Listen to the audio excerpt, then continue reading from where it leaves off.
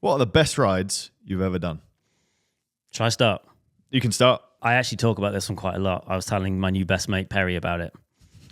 Back in the day, me and Chris used to ride, Chris Hall, we used to ride bikes together a lot, like nearly every day. He would literally commute with me back to my house so we could get extra miles in and things like that. I used to ride them all the time. And on a handful of occasions in the summer, we both had single speed bikes with baskets on the front. And I'd meet him after work in literally like jean shorts and a t-shirt. And we used to just literally just ride, and we'd get to a point where we're like left or right. And we would just do it for like 5 or 6 hours and always finish. Funny enough, where Ruler Live was, which is why I was thinking about it. We'd Was it finish. Shoreditch? Well, Truman Brewery, yes. End of Brick Lane. Mm-hmm. So we would always end up on Brick Lane. We'd probably get a bagel from Bagel Bake, go down to the Truman Brewery, buy a couple of tinnies, and we'd sit on a curb having a can of beer and our bagel, and then go our separate ways back home. And it was always just like for me, exactly what cycling is meant to be. Just riding, having fun, having a chat with your mates, hanging out. Best rides I've ever done. Fair enough. Thank you, Chris. Simple but effective. You got anything?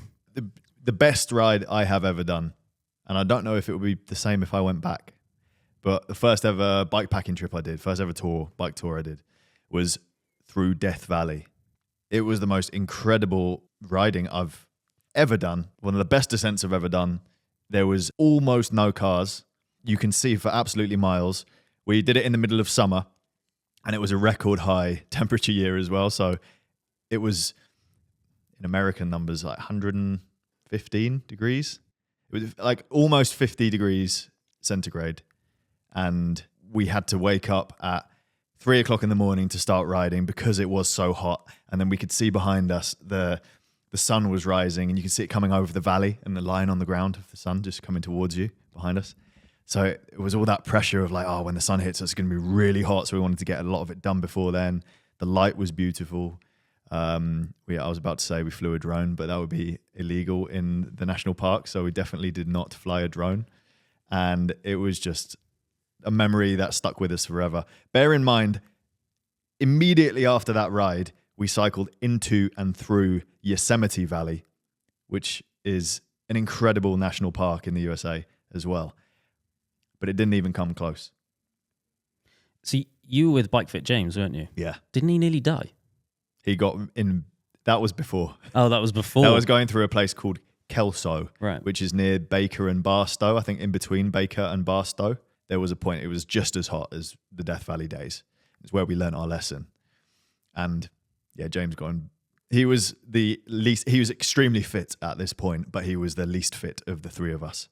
So he was struggling, on the climbs, he was suffering more, and water stopped working. We were singing that song from Waterboy. Water sucks. It really, really sucks because it doesn't work anymore.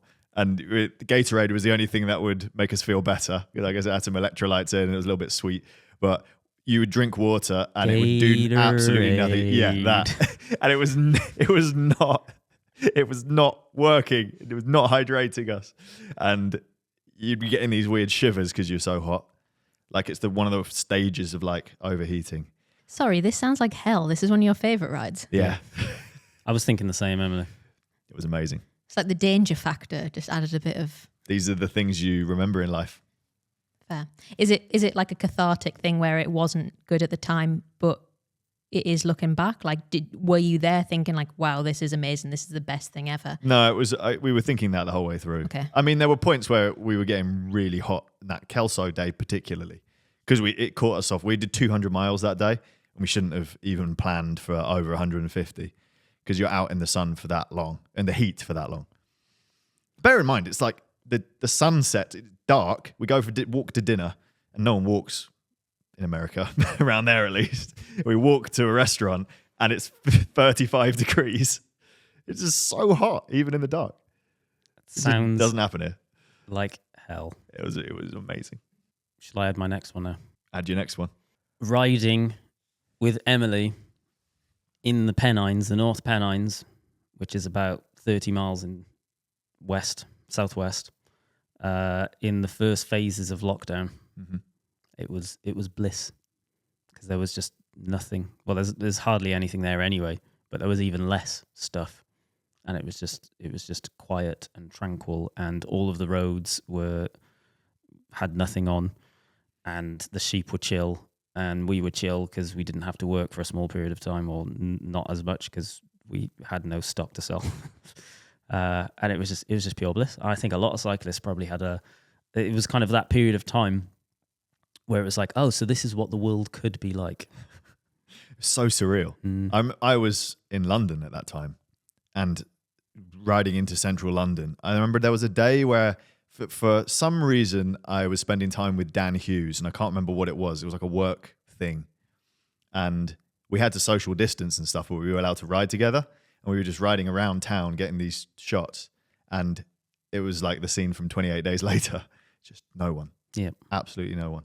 I think that was probably one of my favourite rides as well.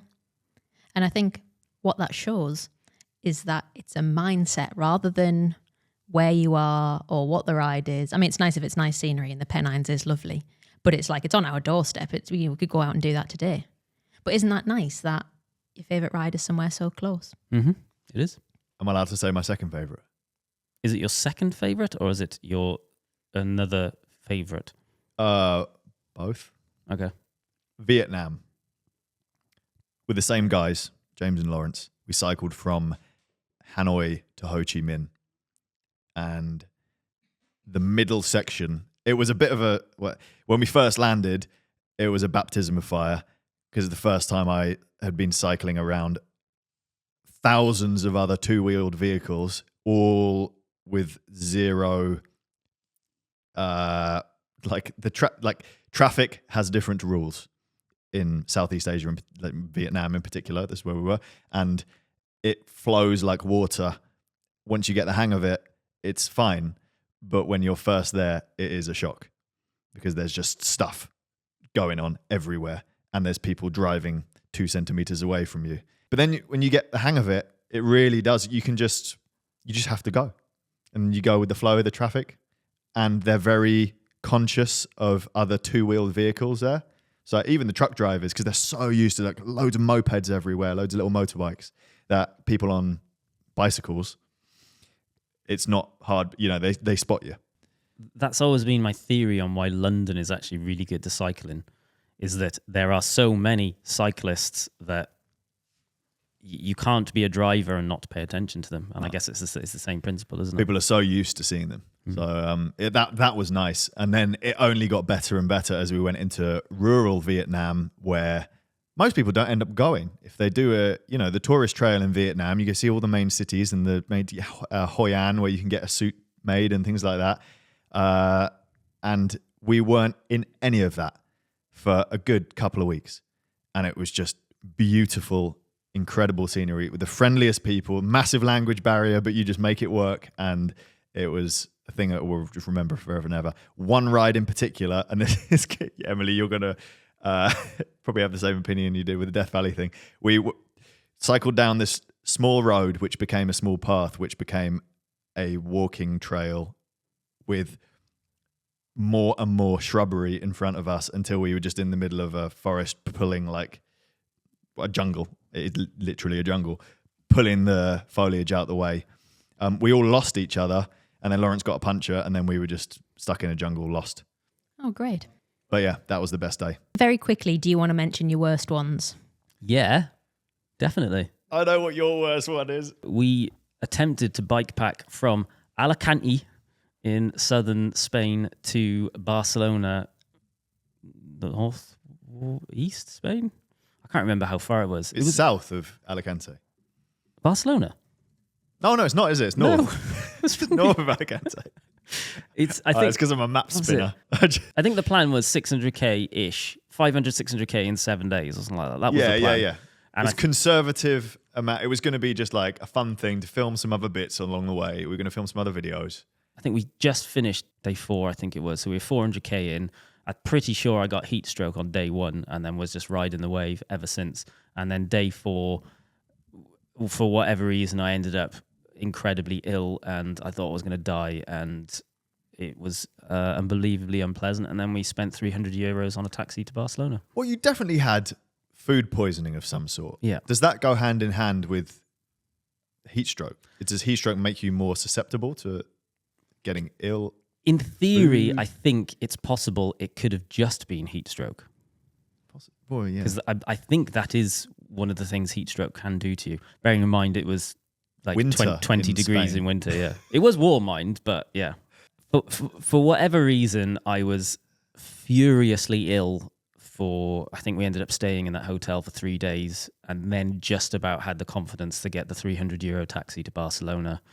And then that was the end of the trip. And a couple of times you've said, we should get you to Barcelona, like you wanted to do it again. And Yes, I want to do it I again. usually just say no. My worst ride ever is... It was bad and good. Cycling across Australia, which was almost like cycling on a treadmill the whole way across. There was a couple of days where there was variety, and it was actually very beautiful. Like cycling out of Adelaide, really good.